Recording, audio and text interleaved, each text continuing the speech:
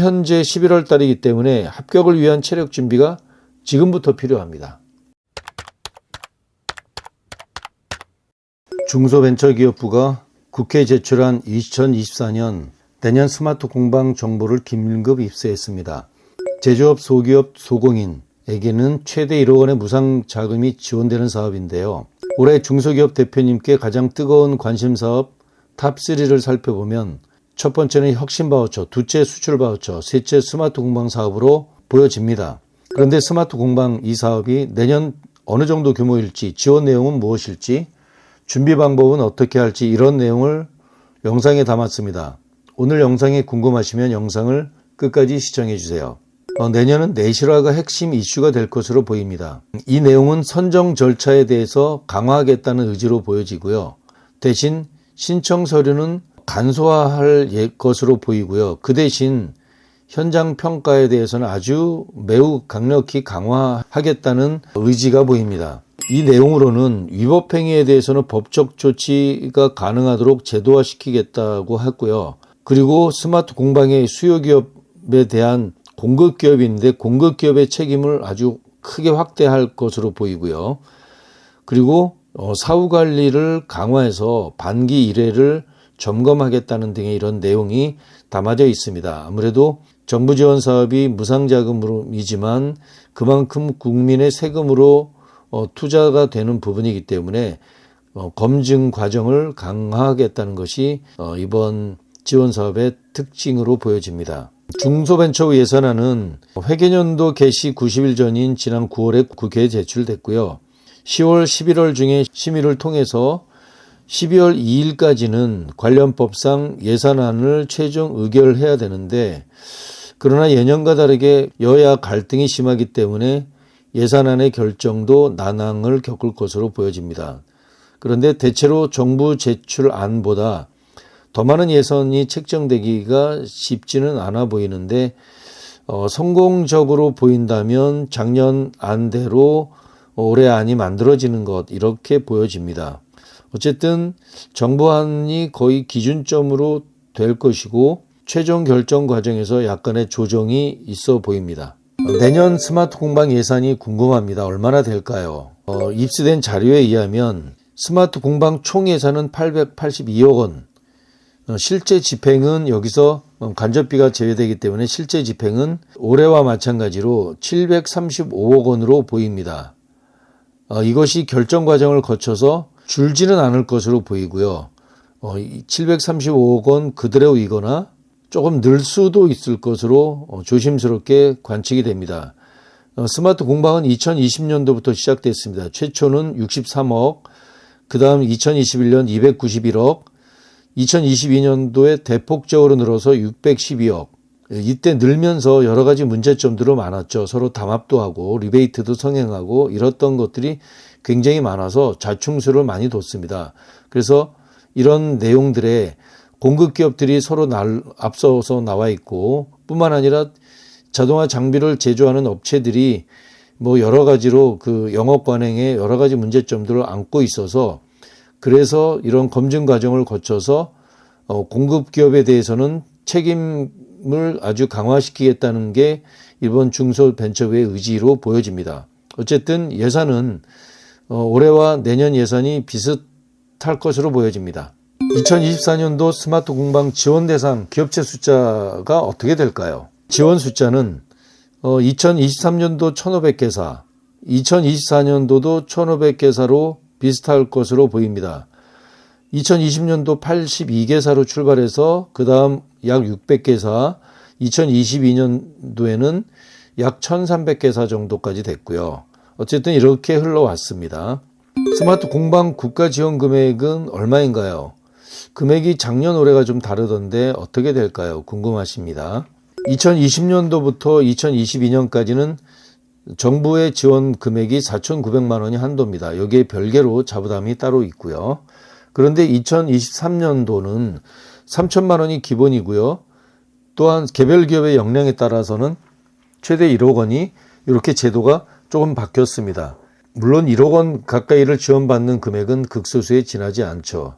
그런데 이번 정부안을 보니까 2024년도는 4,900만 원 한도로 설정될 것으로 이렇게 알려졌어요.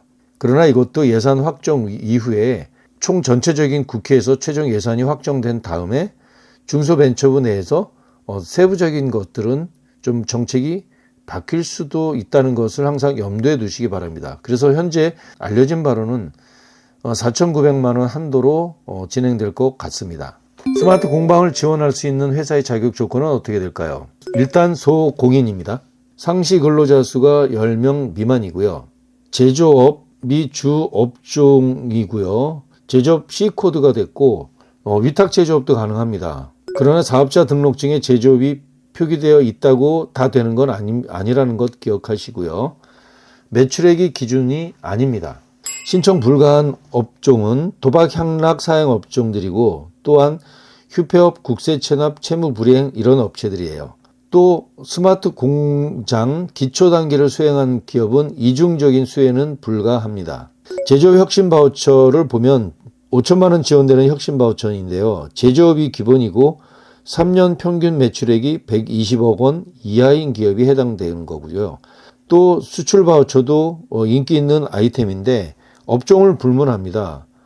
수출 기업이 당연히 대상이 돼야 되지만 초보 기업, 수출 준비 중인 기업도 도전이 가능하고 선정될 수 있다는 것, 요거 기억하시면 좋을 것 같습니다. 스마트 공방 합격하면 지원받는 내용이 뭔지 알려주세요. 먼저 크게 두 가지로 보입니다. 설비 자동화 부문과 공정 디지털 부문이 있는데 설비 자동화 부문은 장비 재료비를 지원하는데 스마트 장비 임차비, 스마트 부품 등 재료비를 국비가 3천만 원 이내에서 지원하고요. 자부담이 별도로 1,300만 원 이내에 자부담하는 겁니다. 그런데 이 부분에 대해서 내년에는 2024년도에는 이것이 유지가 될지 좀 다르게 될지 재작년 안으로 돌아갈지는 아직 거기까지는 알려지지 않았습니다. 공정 디지털 부문이 있습니다. 이것은 두 가지로 나눠지는데 장비와 재료비를 지원하는 것과 소프트웨어 관련한 위탁 개발비가 이렇게 나눠져 있어요. 각각에 대한 한도가 있고 두 가지 항목을 합쳐서 4,500만 원 지원이 국비가 지원이 되는 것이고 자부담이 여기서 2천만 원 이내에 자부담이 이루어지는 것 이렇게 돼 있는데 이 중에서 아주 괜찮은 기업은 평가가 좋은 기업은 1억 원까지도 지원될 수 있는 내용이 있습니다. 4,500만 원 플러스 알파 그리고 자부담도 2천만 원 플러스 베타 약간 늘어나죠. 그래서 합쳐서 국비가 1억 원이고 여기에 별도로 자부담의 최대 한도가 2,360만 원까지였어요.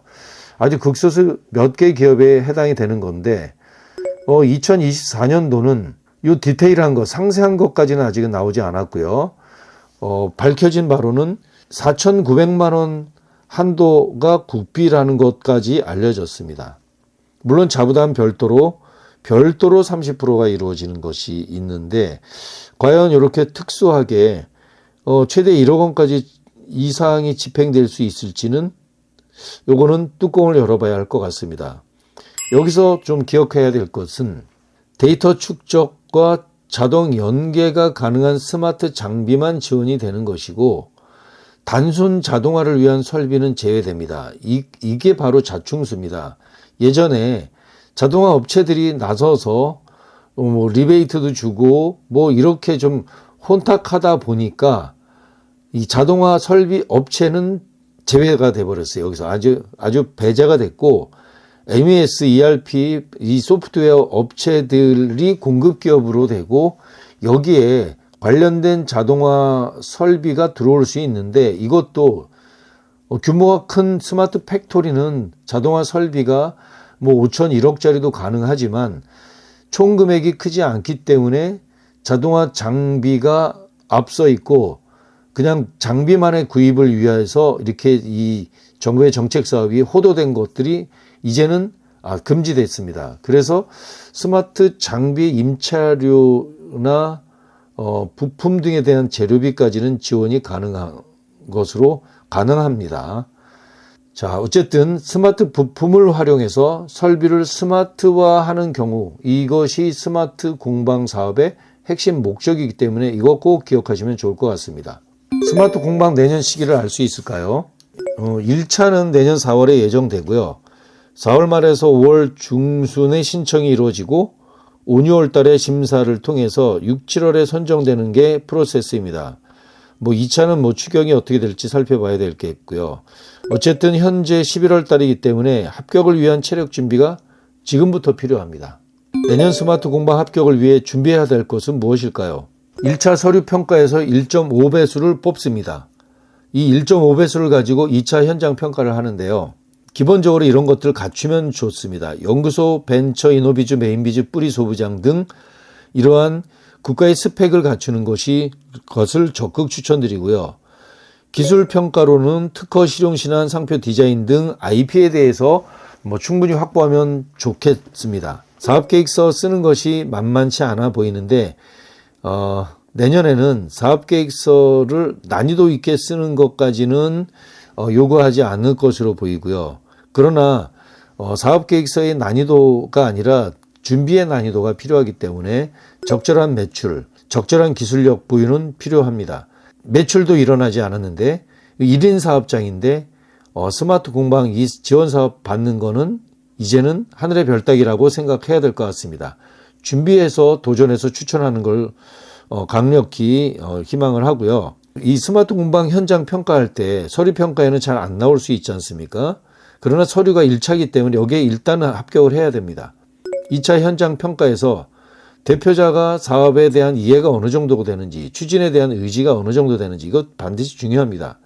그리고 이번에는 지원을 했어요. 지원에 대한 그 파급 효과가 어떻게 결과로 나타나는지, 어떻게 추가로 되는지에 대해서 사업평가를 아주 하겠다는 겁니다. 그래서 사업평가 제대로 안 되면 회수받을 수도 있다는 것도 염두에 두시기 바랍니다. 세부사항은 별도 영상을 참조해 주시기 바라고요. 스마트 공방 가능성에 대한 무료 진단과 더불어서 정부 지원 사업에 대한 가능성을 동시 진단해 드립니다. 상세한 사항은 아래 설명문에 있는 링크를 클릭해 주시기 바랍니다. 고맙습니다.